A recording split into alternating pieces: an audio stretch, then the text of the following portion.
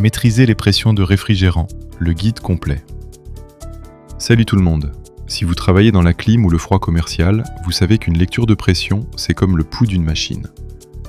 Mais entre le R22, le R410A ou le nouveau R32, on peut vite s'y perdre.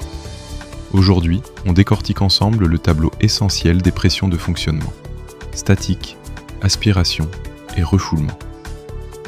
Les gaz classiques, R22, R134A, R404A. Commençons par les piliers du métier. Le R22. Même s'il disparaît, on le croise encore. Regardez sa pression d'aspiration, 60 à 70 PSI. C'est la référence historique. Il remplace le vieux R11. Le R134A.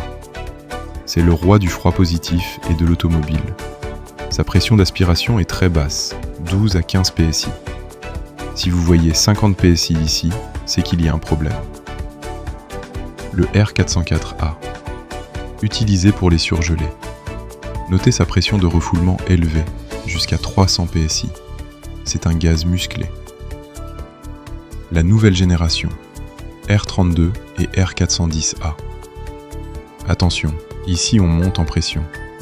C'est ce qu'on trouve dans presque toutes les clims modernes. R410A. C'est le successeur du R22.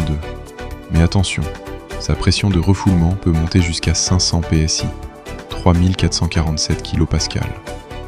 Vos outils doivent être adaptés. R32. Plus écologique, mais très similaire au 410A en termes de pression d'aspiration. 110 à 115 PSI. C'est le standard actuel. Les hydrocarbures. R600A et R290. Le futur, c'est aussi les hydrocarbures. Mais attention, ils sont inflammables. R600A, isobutane. Utilisé dans nos frigos domestiques. Sa particularité ? Une pression d'aspiration proche de 0 PSI, voire en dépression. C'est tout à fait normal pour ce gaz. R290, propane. Très performant avec un point d'ébullition à moins 42,1 degrés Celsius. Il remplace de plus en plus le R404A. Analyse du tableau. Les 3 pressions clés. Pour bien lire ce tableau, retenez 3 choses.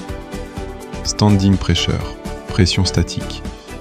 La pression quand la machine est à l'arrêt complet. Succion, aspiration. C'est la basse pression, BP. Elle vous indique si votre évaporateur fait son job. Discharge, refoulement. C'est la haute pression, HP. Elle dépend énormément de la température extérieure. Voilà, ce tableau est une mine d'or pour diagnostiquer une panne en quelques minutes. N'oubliez pas, manipuler ces gaz demande une certification. Travaillez en sécurité.